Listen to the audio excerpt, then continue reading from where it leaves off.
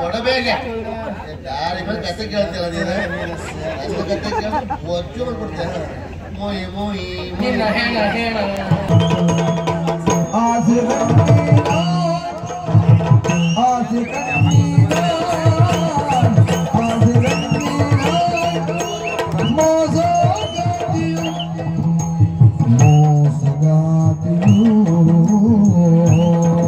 ಈಗ ಹೆಣ್ಣು ಒಪ್ಪಿದ್ರು ಈಗ ಗಂಡು ಒಪ್ತಾನೆ ಅಂತ ಗೊತ್ತಿಲ್ಲ ಒಂದು ವೇಳೆ ಒಪ್ಪದೆ ಹೋದ್ರೆ ನಾನೀಗ 1001 ಇಟ್ಟನಲ್ಲ ಕೊನೆಗಾರಿ ಮೋಯಿ ಮೋಯಿ ಹೇಳ ಹೇಳ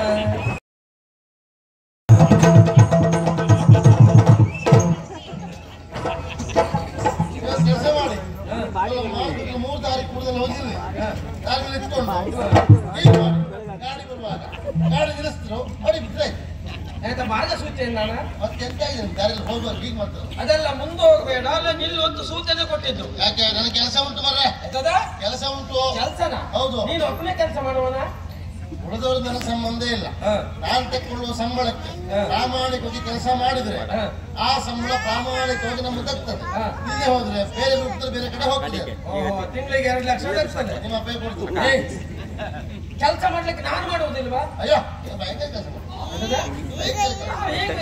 ಬಂದೋದ್ರೆ ಸಾಕಾಗ್ತದೆ ಮಾತುಕತೆ ಎಷ್ಟೇ ಭವಿಷ್ಯ ಹೌದೌದು ಹೇಳ್ತಾರೆ ನಾಳೆಗೆ ಕೇಳ ಅದಲ್ಲ ಈಗ ಕೆಲಸ ಮಾಡ್ತದೆ ಬೇಸರ ಆಗೋಗಿದೆ ಮಾರಯ್ಯ ಅದಕ್ಕೆ ಒಂದ್ ಕೆಲಸ ಮಾಡ ಇಲ್ಲ ಏನಾದ್ರು ಒಂದು ಖಾತೆ ಹೇಳ ಕತೆಯ ಹೌದು ಇಷ್ಟೊತ್ತಿ ಒಂದು ದಾರಿ ಮೇಲೆ ಕತೆ ನೀವು ಬೇರೆ ಕೆಲಸ ನಿಮಗೆ ಕತೆ ಕತೆ ಆಗುದಿಲ್ಲ ಖಾತೆ ಹೇಳುದಿಲ್ವಾ ಆಗುದಿಲ್ಲ ಆಗುದಿಲ್ವಾ ಆಗುದಿಲ್ಲ ನನ್ ಮನೆ ಬಾಡಿಗೆ ಕೊಡು ಕೊಡುದಿಲ್ಲ ಕೊಡುದಿಲ್ವಾ ಕೊಡುದಿಲ್ಲ ಕೊಡುದಿಲ್ಲ ಅಂದ್ರೆ ನಾ ಬಿಡ್ಲಿಕ್ಕಿಲ್ಲ ಎಂತ ಮಾಡ್ತೇನೆ ಎಂತ ಮಾಡುದು ನಾ ಪಂಚಾಯತ್ಗೆ ಮಾಡ್ತೇನೆ ಈಗ ನಾನೀಗ ರಾಜೀವ್ ಸೆಟ್ರಿಗೆಲ್ಲ ಹೋಗ್ತೇನೆ ಈಗ ನೀವೆಲ್ಲ ಹೋಗಿ ನಮ್ಮಲ್ಲಿ ಜನ ಉಂಟು ಯಾರಿದ್ರೆ ನಾನು ಬೆಂಗಳೂರು ರವೈನ ಮೇಲೆ ಹೋಗ್ಬಿಡ್ತೇನೆ ಅಲ್ಲಿ ಹೋಗ್ತೇನೆ ಅವರಿಬ್ರು ಅಲ್ಲ ಇಬ್ರು ಅವರು ಒಂದೇ ಅವರಿಬ್ರು ಮತ್ತೆ ಎತ್ತಿಲ್ಲ ಕಡೆ ಅದಲ್ಲ ಅದಲ್ಲ ಇಲ್ಲಿ ಹಣ ಕೊಡ್ಲೇಬೇಕಾ ನಾವು ಹೋಗಿ ಹೋಗಿ ನಿಮ್ಮದಲ್ಲಿ ಯಾಕೆ ಬಾಡಿಗೆ ಗಿತ್ತೆ ಮಾರ ಬರೀ ದಾರಿ ಅಂತಿಲ್ಲ ಬಾಡಿಗೆ ಬಾಡಿಗೆ ಅಂತಿಲ್ಲ ನಂಗೆ ಕತೆ ಹೇಳ್ಬೇಕು ಇಲ್ಲ ಬಾಡಿಗೆ ಕೊಡ್ಬೇಕು 2 ಒಳಗೆ ಒಂದು ಕತೆ ಹೇಳಲೇಬೇಕಾ ಹೇಳಲೇಬೇಕು ತೊಂದ್ರೆ ಇಲ್ಲ ಕತೆ ಹೇಳಲಿಕ್ಕೆ ತೊಂದ್ರೆ ಇಲ್ಲ ನಾನು ಹೇಳುವ ಕಥೆಯಲ್ಲಿ ನೀವು ಸಿಕ್ಕಿ ಬಿದ್ದರೆ ನಾವು ಹೊಣೆಗಾರ ಅಲ್ಲ ಸಿಕ್ಕಿ ಬೀಳುದ ಎಂತೆಂತ ಪ್ರಕರಣದಲ್ಲೇ ನಾ ಸಿಕ್ಕಿ ಬೀಳಲಿಲ್ಲ ನಿನ್ನ ಖಾತೆ ಒಳಗೆ ಸಿಕ್ಕಿ ಬೀಳುದಲ್ಲ ಸರಿ ನೋಡುವ ಹಾಗಿದ್ರೆ ಇದು ತಾವು ಮೊನ್ನೆ ಬಿಡುವು ತಕೊಂಡು 4 ದಿವಸ ಎಲ್ಲೋ ಬಂದ್ರಿ ನಮ್ಮ ಹಳ್ಳಿ ಕಡೆಗೆ ಹೋಗಿ ಬಂದಿದ್ದೆ ಹಳ್ಳಿ ಕಡೆಗೆ ಹೋದ್ರಲ್ಲ ಶುರು ಮಾಡ್ಲ ಕಥೆಯನ್ನ ನಾನು ಕತೆ ಹೇಳುವಾಗ ಪಾತ್ರವನ್ನು ಇಟ್ಕೊಂಡೇ ಕತೆ ಹೇಳುದು ಅದು ಬಾರಿ ಒಳ್ಳೇದು ನನ್ನ ಕಥೆಯಲ್ಲಿ 2 ಪಾತ್ರ ಬರ್ತದೆ ಹೌದು ಒಬ್ಬ ಪೇಟೆಯವ ಮತ್ತೊಬ್ಬ ಹಳ್ಳಿಯವ ನೀವು ಪೇಟೆಯವ ಆಗ್ತೀರಾ ಹಳ್ಳಿಯವ ಆಗ್ತೀರಾ ನನ್ನ ಯೋಗ್ಯತೆಗೆ ನಾ ಪೇಟೆಯವನೇ ಆಯ್ತಪ್ಪ ನೀವೇ ಪೇಟೆಯವರು ನಾನೇ ಹಳ್ಳಿಯವ ಇರ್ಲಿ ಶುರು ಮಾಡ್ಲಾ ಶುರು ಮಾಡಿ ಪೇಟೆಯವರಾದಂತ ನೀವು ನಾನು ಹಳ್ಳಿ ಕಡೆಗೆ ಬಂದ್ರಿ ಸರಿ ತಿರುಗಾಟ ಮಾಡ್ತಾ ಇದ್ರಿ ಬೇಸರ ಕಳೆದಕ್ಕಾಗಿ ತಿರುಗಾಟ ಮಾಡಿ ಮಾಡಿ ನಿಮ್ಗೆ ಆಯಾಸ ಆಯ್ತು ವಿಶ್ರಾಂತಿ ಬಯಸಿದ ದೇಹ ಹೀಗೆ ನೋಡುವಾಗ ಒಂದು ಮನೆ ಕಂಡಿತ್ತು ಆ ಮನೆ ಬೇರೆ ಯಾರದ್ದು ಅಲ್ಲ ನಮ್ಮ ಮನೆ ನಮ್ಮ ಮನೆ ನೀವು ಬಂದ್ರಿ ಸರಿ ಬಂದಾಗ ನಿಮ್ಗೆ ನಾನು ಉಪಚಾರ ಮಾಡಿದೆ ಅಲ್ಲ ನಾನು ಬಂದ ಮೇಲೆ ಅಷ್ಟು ಮಾಡ್ಲೇಬೇಕೇನೆ ಯಾವ ರೀತಿಯಲ್ಲಿ ಅತಿಥಿ ದೇವೋಭವ ಎನ್ನುವ ನೆಲೆಯಲ್ಲಿ ಉಪಚಾರ ಮಾಡಿದೆ ಸರಿ 4 ದಿವಸ ನಮ್ಮ ಮನೇಲಿ ನೀವು ಉಳ್ಕೊಂಡ್ರಿ 4ನೇ ದಿವಸಕ್ಕೆ ಮನೆಯೇನು ಕೆಲಸ ಉಂಟು ಅಂತ ನಾ ಮನೆ ಹೊರಗಡೆ ಹೋದೆ ತಿರುಗಿ ಬರುವಾಗ ನಮ್ಮದಲ್ಲಿ ನೀವಿಲ್ಲ ಹೊಸ ಪೇಟೆ ಹೋದ್ರು ಏನೋ ನಾನು ತಿಳ್ಕೊಂಡೆ ಮತ್ತೆ ಹೇಳಿ ಹೋಗ್ಬೇಕಿತ್ತು ಹಾಗೆ ಹೋದ್ರಲ್ಲ ಅನಿಸ್ತು ಇರ್ಲಿ ಏನೋ ಅವಸರ ಇರ್ಬೋದು ಹೋದ್ರು ಸರಿಯಪ್ಪ ಹಾಗೆ ನನಗೇನೋ ಸಾಮಗ್ರಿ ಬೇಕು ತರಬೇಕು ಅಂತ ಹೇಳಿ ನಾನಿಟ್ಟಂತ ಹಣ ಕೈ ಹಾಕ್ತೆ ಹಣ ಇಟ್ಟಲ್ಲಿ ಇಲ್ಲ ಎಷ್ಟಿಲ್ಲ 100 ಹೊನ್ನಿಲ್ಲ ಇದ್ದವ್ರಲ್ಲಿ ಕದ್ದವ್ರು ಯಾರು ಸಮಸ್ಯೆ ಬರೋದು ಸ್ವಾಭಾವಿಕ ಬಿಡು ನನ್ನ ಹಣವನ್ನು ನಾನು ಕಳ್ತನ ಮಾಡ್ತೀರಾ ಆಯ್ತಾ ನೀನು ಹುಚ್ಚ ಅಲ್ವಾ ಗೊತ್ತಾಯ್ತು ನನ್ನ ಹಣವನ್ನು ಕಳ್ತನ ಮಾಡಿದ್ ಬೇರೆ ಯಾರು ಅಲ್ಲ ನೀವು 100 ಹೊನ್ನು ಹಾಗೆ ನಿಮ್ಮ ಹುಡ್ಕೊಂಡು ನಾನು ಪೇಟೆಗೆ ಬಂದೆ ಪೇಟೆಗೆ ಬಂದು ನೋಡ್ತೇನೆ ನೀವೊಂದು ಕೂಡಿ ಅಂಗಡಿ ಹಿಂದೆ ಈಗ ಮಾಡ್ತಾ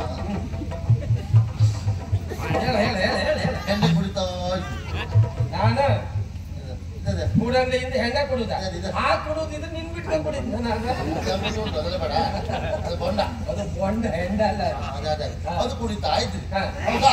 ನಾನು ಕೇಳಿದೆ ನೀವು ನಮ್ಮ ಊರಿಗೆ ಬಂದದ್ದು ಹೌದಾ? ನಮ್ಮನೆ ಬಂದದ್ದು ಹೌದಾ? ಉಳ್ಕೊಂಡಿದ್ದು ಹೌದಾ? ನಾನು ನಿಮ್ಗೆ ಉಪಚಾರ ಮಾಡಿದ್ದು ಹೌದಾ? ನೀವು ಬರುವಾಗ 100 ಹೊನ್ನು ಕತ್ಕೊಂಡು ಬಂದದ್ದು ಹೌದಾ? ಕೊಡಿ ಕತ್ಕೊಂಡು ಬಂದು 100 ಹೊನ್ನು ಕೊಡಿ. ಖಾತೆ ಹೇಳ್ಕೊಂಡು ಅಂತ ನಾನು ಮಂಗಳ ಮಾಡ್ಲಿಕ್ಕೆ ಜೀವನ ಕೊಡ್ತೇನೆ.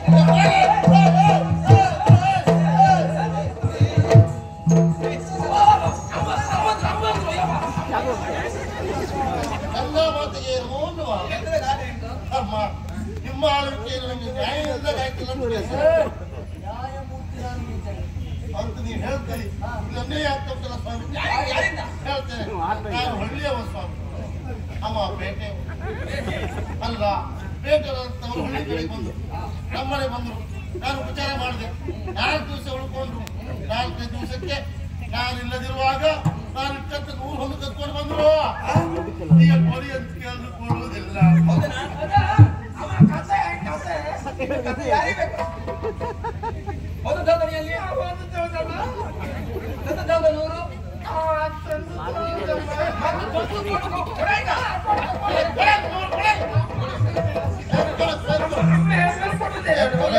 ಕೊಡಬೇಕ ದಾರಿ ಮೇಲೆ ಕತೆ ಕೇಳ್ತಿಲ್ಲ ನೀನು. ಕತೆ ಕೇಳಿ ಒಚ್ಚು ಮಾಡ್ಬಿಡ್ತೇನೆ. ಮೋಯಿ ಮೋಯಿ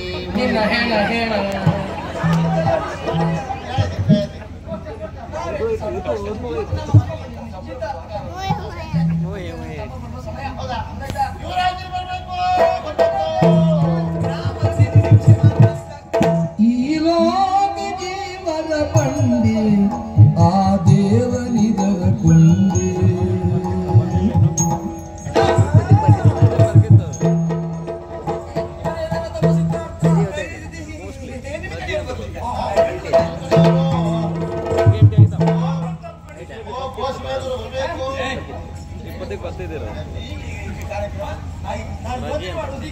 ಕಾರ್ಯಕ್ರಮ ಯಶಸ್ವಿಯಾಗಬೇಕು ಅಂತಾದ್ರೆ ಸಂಪ್ರದಾಯಬದ್ಧವಾಗಿ ಆಗಬೇಕು. ಅದು ಬಿಡುವ ಪ್ರಶ್ನೆ ಇಲ್ಲ. ಸಂಪ್ರದಾಯವೋ ಪರಂಪರೆಯೋ ಪದ್ಧತಿ ಅಂತ ಹೇಳಿದ್ದಾರೆ. ಅದನ್ನು ಬಿಡುವ ಪ್ರಶ್ನೆ ಇಲ್ಲ. ಆ ಸಂಪ್ರದಾಯ ಹೇಳಬೇಕಾದವರು ಯಾರು? ಮನೆಯಲ್ಲಿ ಹಿರಿಯವರು. ನಮ್ಮ ಸಮಸ್ಯೆ ಅಂತದೇ ಈಗ ಎಲ್ಲ ಹುಡುಗ ಮಕ್ಕಳ ತಂಡವೇ ಇರ್ತದೆ, ಹಿರಿಯವರು ಇಲ್ಲ ಅಂತ. ಹಿರಿಯವ್ ನಾನಿಲ್ವಾ ಇದೆಲ್ಲ ಹೇಳುವ ಇದ್ರೆ ಹೌದಾ? ಹಿರಿಯ ಮನುಷ್ಯ ನಾನಿಲ್ವಾ? ವಯಸ್ಸಾಗಿದ್ದ ಹಳೆಯವರು ಬೇಡ, ಹಳೆಯವರು ಬ್ರಹ್ಮಚಾರಿಗಳು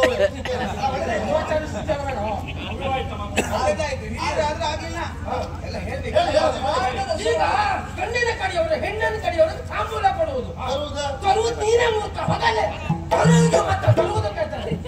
ಭಾಷೆ ಬರಲಿಲ್ಲ ಮಾತು ಕೇಳುವುದಿಲ್ಲಮ್ಮ.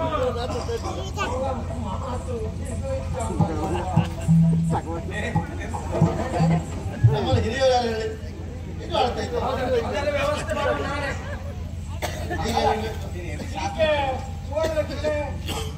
ಆರಾಧನೆ ಮನೆ ಕಾರ್ಯಕ್ರಮ 1001 ಇಡಬೇಕು. ಮತ್ತೆ ಇದು ಶಾಸ್ತ್ರ ಪ್ರಕಾರ ಯಾರ್ಯಾರು ಇಡುವುದಲ್ಲ, ಹಿರಿಯವರೇ ಇರಬೇಕು. ಹಾಗೆ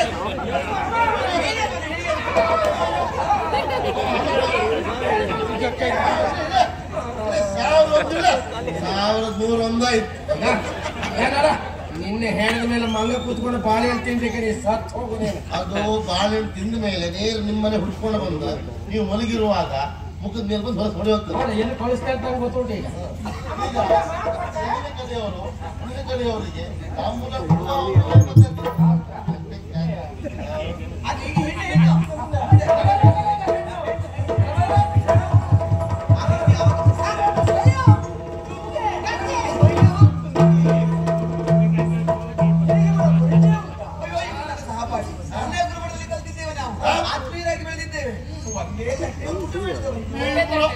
ಆತ್ಮೀಯರ ಸ್ವಭಾವ ಹೇಗೋ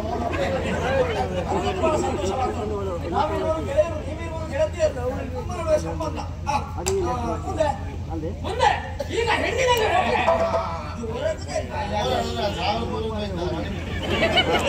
ಈಗ ಹೆಣ್ಣಿನಲ್ಲಿ ಒಪ್ಪಿಗೆ ಕೇಳಿ ತಂಗಿ ಅಣ್ಣ ರಂಗಪ್ಪ ನಿನಗೆ ಸ್ನೇಹಿತೆಯಾಗಿರ್ಬೋದು, ಆಗ ಇಲ್ಲಿ ಪರಿಸ್ಥಿತಿ ಬೇರೆ ಉಂಟು. ಏನಣ್ಣ ಇದು ನಿನ್ನ ಅಣ್ಣನ ಜೀವನ ಮಾಡೋ ಪ್ರಶ್ನೆ. ಸ್ವಲ್ಪ ಯೋಚನೆ ಮಾಡುತ್ತಾಳು. ನನಗೆ ಅವತ್ತು ಕಿಚ್ಚಲಿ ಹೊರಲಿಲ್ಲ. ಇದರಲ್ಲಿ ಯೋಚಿಸಲಿಕ್ಕೆ ಏನಂತೂ ನನ್ನ ಬಾಯಿ ಒಡೆದಾಡಿದಂತಹ ಗಂಗೆ ಈಗ ನನ್ನ ಬಂಧು ಆಗ್ತಿದ್ದಾಳೆ. ಇದಕ್ಕಿಂತ ಸಂತೋಷ ಬೇರೆ ಬೇಕಾ? ಮತ್ತೆ ಇಷ್ಟು ಚಂದದ ಹುಡುಗಿ ನಮ್ಗೆ ಹೇಗೆ ಬೇಡ ಅಂತ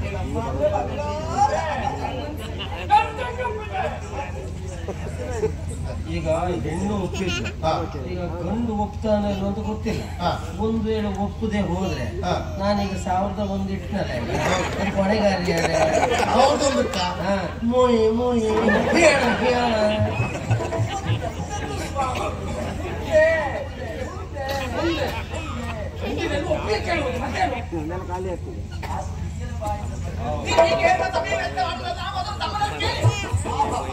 ಅದೇ ಬಹಳ ಕಷ್ಟಪ್ಪ ಅಮ್ಮ. ನಿನಗಾಗಿ ಅತ್ತಿಗೆ ಹೆಣ್ಣನ್ನು ನೋಡಿದ್ದಾರೆ. ಹೆಸರು ಗೊತ್ತುಂಟಾ? ಎಷ್ಟು ಚಂದದ ಹೆಸರು. ನಮ್ಮ ಮನೆಗೆ ಸೊಸೆಯಾಗಿ ಬರಬೇಕು ಎನ್ನುವುದು ನಮ್ಮೆಲ್ಲರ ಆಶಯ. ಅಮ್ಮ ನಿನ್ನ ಒಪ್ಪಿಗೆ ಉಂಟ?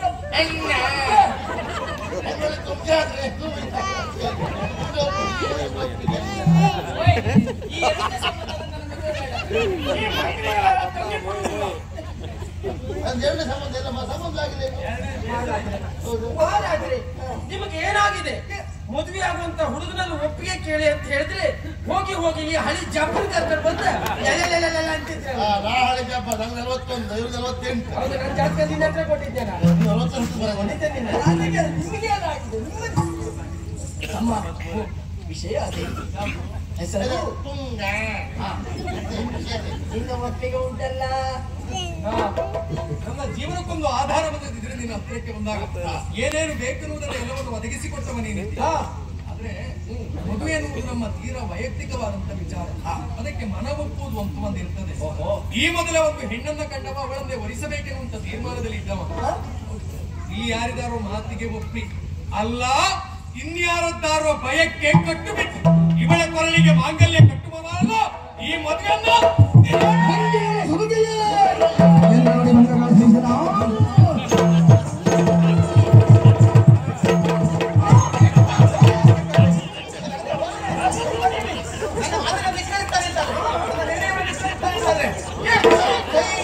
ನಿಮ್ಮ ತಮ್ಮನಿಗೆ ಯಾರು ಯೋಚನೆ ಮಾಡ್ಬೇಕಾಗುತ್ತೆ? ನನ್ನ ತಮ್ಮ ಇದ್ದಾನೆ ಪರಶುರಾಮ, ಅವರ ಜೊತೆ ನಾನೇ ಮಾಡಿದ್ದೇನೆ. ಏನು ಸಮಸ್ಯೆ? ನೀವು ಗಂಗ ಹೋಗಿ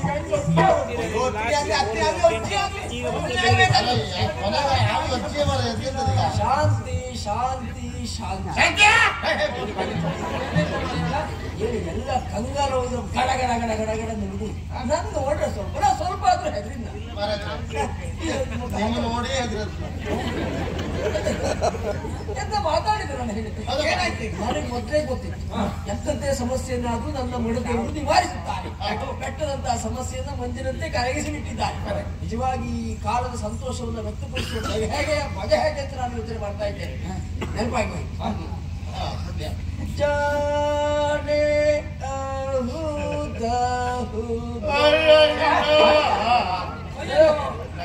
ನೋಡ್ಲಿಕ್ಕೆ ಆಗುದಿಲ್ಲ. ಅಕಸ್ಮಾತ್ ಮಗು ಒಳಂತ ಉಂಟು. ಯಾಕಪ್ಪ? ಮಗುವಿಗೆ ಬಿಸಿಲು ಕೊಡಿ.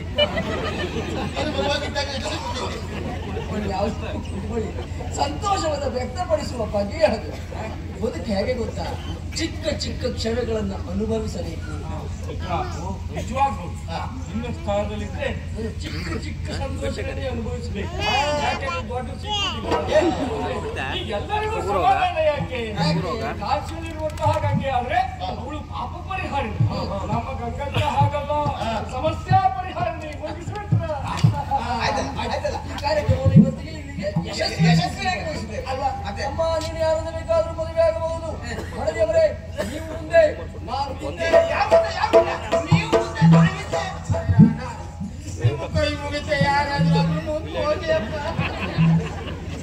ಎಲ್ಲಿ ಅಭಿವ್ಯಕ್ತಿ ಸೂಚನೆ, ರಸಭಾವ, ರಸಗಂಧ, ಸನ್ನಿವೇಶ, ಕಲ್ಪನೆ, ಪರಿಕಲ್ಪನೆ ಯಾವುದು ಇಲ್ವಾ ನಿಮಗೆ? ಅವರಿಗೆ ರಸಬಾಳೆ ಕಲ್ಬಾಳೆ ಯಾವುದು ಅಲ್ಲದೆ ಅವರು ನಮ್ಮ ಮನದೇವರು ಎಂತ ಮಾತನಾಡಿ, ಸ್ವಾಮಿ ನೀವು ಮುಂದೆ ಹೋಗಿ ನಾನು ಹಿಂದೆ, ಪತಿವ್ರತೆ ಮಾತು ಗಂಡನಾದವ ಮುನ್ನೋಗ್ಬೇಕು, ಹೆಂಡತಿ ಆದವು ಅನುಸರಿಸಬೇಕು. ಒಮ್ಮೆದ್ದೊಮ್ಮೆಲೆ ನಾನು ತ್ರೇತೆಗೆ ಹೋದೆ.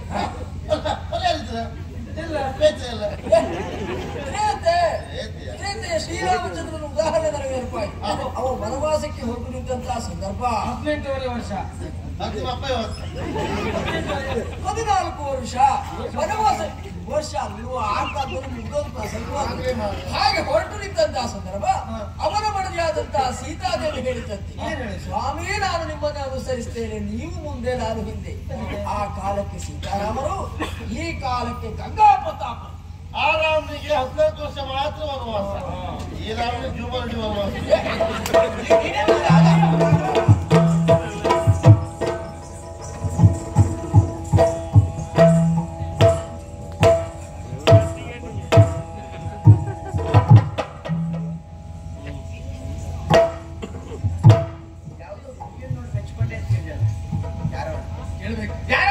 ಅವಳ ಬಗ್ಗೆ ಹೇಳಬೇಕು ಅಂತಾದ್ರೆ ಪ್ರಾರಂಭ ಇಲ್ಲದಂತ